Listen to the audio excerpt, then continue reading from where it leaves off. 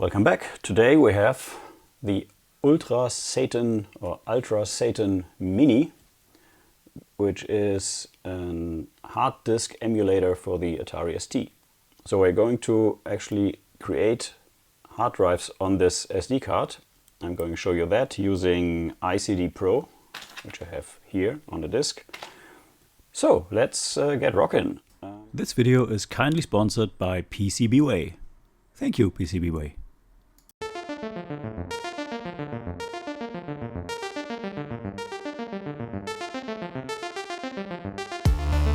I already have one SD card here, which I use to try all my stuff. But let's go and let's put in a fresh SD card. This one is a 2 gig SanDisk, and yeah, we need power for this. So this is pretty much 2 SD card slots, some logic, and yeah, this emulates an ASCII or XE, the Atari SCSI-esque hard drive standard, and it has a battery on here, not quite sure for what. I don't think it has a real-time clock. So let's give it some power, and this is micro USB. Bought this a few years ago. I used it once and then just let it live there. This, by the way, is my Mega ST, which I did repair in one of the last videos. Might even be the last video. And we put this in here, so it has, since these are special connectors, we have these pins directly soldered to the board, which is a good idea. And that pushes in here, like that. And then it sits on the back right here, has an on-off switch and 2 SD card slots. So let's put that here. I have my, we have to power this, of course. And you can see that it's powered when the green light lights down here. So I will put this off for now. I have my Eiffel emulator for keyboard and mouse. Still have this Logitech mouse and this HP e-waste keyboard.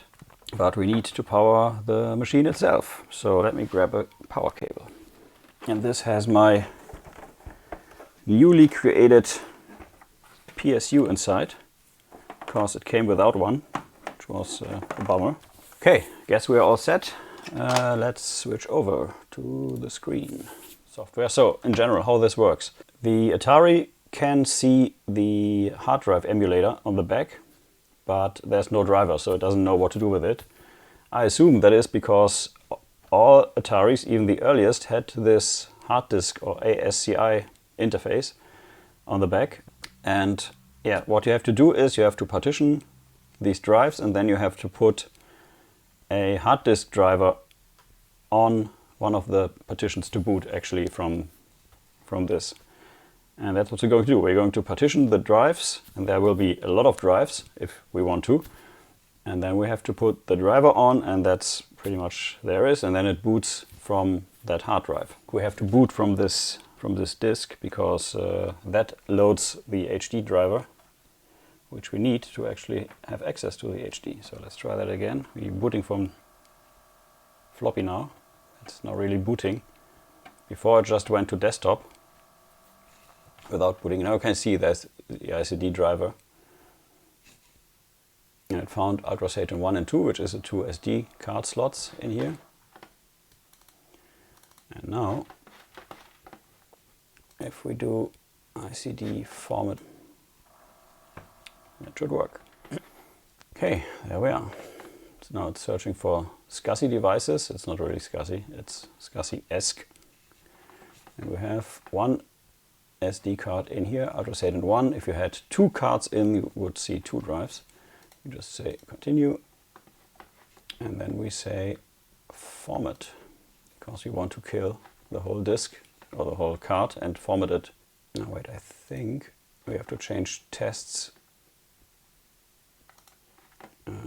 test runs to 0, because that takes a while if you don't do it, because this is such a big drive. Usually you had a 20 megabyte drive or 40 megabyte drive in the standard Atari ST hard drives, but here you have gigabytes, so that takes a long time. So set this to 0 or be unhappy forever, literally. So let's format again. Okay, this takes a second or two. And there we are. So it gives us default value. So these are all drives. You can scroll down here. Many drives. And if you're using a Mega ST, which has TOS 1.4 or earlier, you should not go beyond the 32 megabyte size, I think. I will do a 16 megabyte partition as my first partition. And now it's recalculating. It says that there's not enough room. That's true because we have all the space filled up. So we go and delete. Yeah, there's a lot of drives, as I said. We're going to delete the last one here.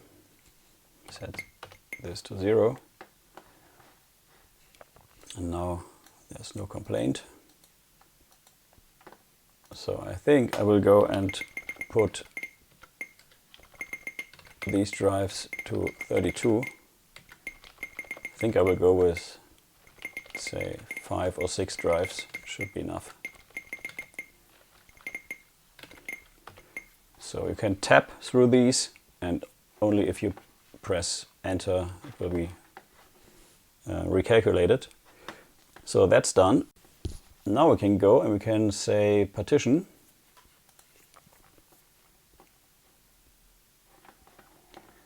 One or more partitions are not enabled. Okay, let's check that. You can see there are check marks on the back, and I assume that down there are, yeah, here are some which are not enabled, and that is because the Atari has a maximum of, I think it's in this at this point 16 partitions that it can actually use. Or 16 drives. No, it's partitions. 16 partitions. So yeah, that's okay. So ignore everything down there. And now it's writing down the partition tables. Yeah, this might take a while. Machine is still there, by the way. It's just blinking away. So don't get too nervous. Could take a few minutes even. Okay, that did take about 4 minutes, 5 minutes. There we are. Okay, now we have our partitions.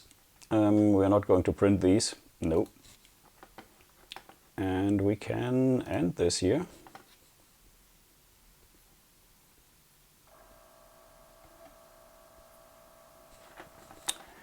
And we reboot.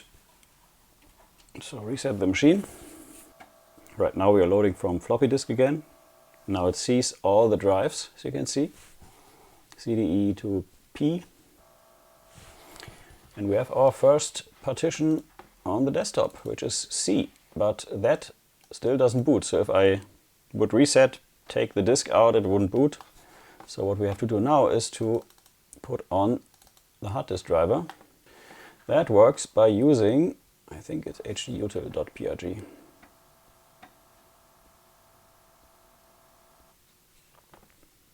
Yeah, that's it. And now we can say auto boot, activate auto boot. Which drive? We take C, say OK. Installing icdboot.prg, which is the driver file, and this will be copied onto the hard drive. So you could do this manually just by dragging over the file. Okay, let's end this.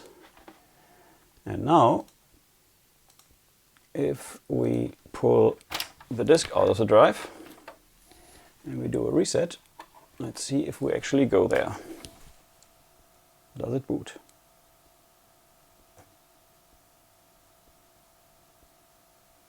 It's flashing. It's good. And there we are. Auto booting from hard disk. There's our drive. So you might ask, what about all the other drives? So you can see here is icdboot.sys as the only file on C. Yeah, interesting question. You have to go and you have to say Laufwerk anmelden, it's here. Go here, you have to select the hard drive and say add. Now we say D. Now we have a D drive, and it should not be the C drive. No, it's a D drive. Okay. And if I go here, you have to select one hard drive and then add them manually, but there's no D anymore. Ah, there's D. Okay. Yeah, so that's the way to add the hard drives. And then you should go and you should say save work. Okay, because that is the way to actually freeze the desktop and have all the stuff on here. So we reset again. Let's see if we see the drives. It's booting. Do we say see? Yeah, okay. So that worked. Yeah, so that's how you get hard disks on here. And this desktop info is the file we just saved here, save work. So this is what gets pulled. If you boot the machine, it pulls this up and then it has this on here. If we go and we delete this, I'm pretty sure that we don't see D and E.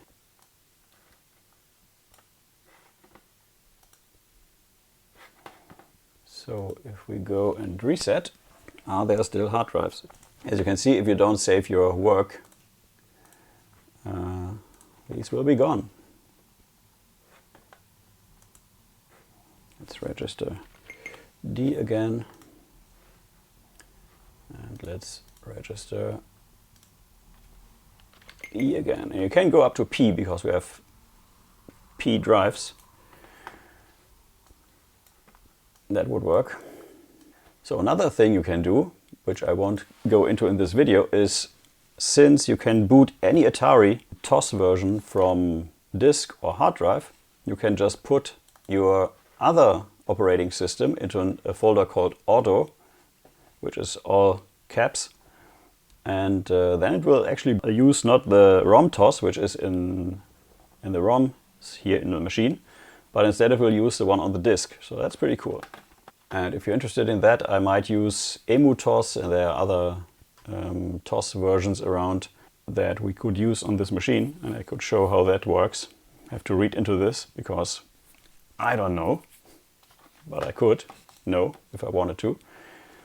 Okay, so one more thing, because we need power on this via micro USB, and we have two connections on the backside which we could use to solder to directly, I think. And I did build this cable here. So this connects to my Pico PSU here, and that is a standard cable which comes with the Pico PSU. We didn't use this in the first part of this video, but we can use it now. And we just plug this in here. So this just plugs in here, and then we get sweet 5 volts from here to this and have our power problem solved. And I will put some heat shrinking or something on this cable here and this one to make sure that it doesn't short anything inside here. So power problem is solved already, just needs 5 volts. You could also take the 5 volts from somewhere on the board, of course. So in the end, this is what I have. I finally got one of these cool Mega ST keyboards, and yeah, I'm using my SM, I think it's a 144 monitor here, which is only flickering on camera. You can see the little light from the Mini UltraSatan Mini in the back there.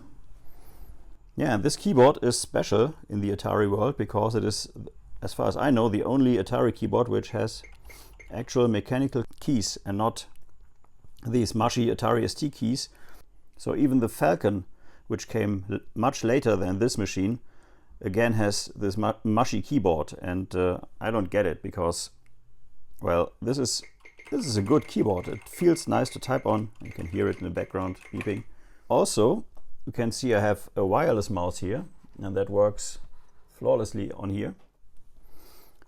There's this little, it's called a MouSTic, and it's by Jean-Jacques Michel, who sent this in quite a while ago. So the black part is the USB receiver for this mouse, and the other part is a component that transforms the output of the USB to 9-pin, and it works fantastically.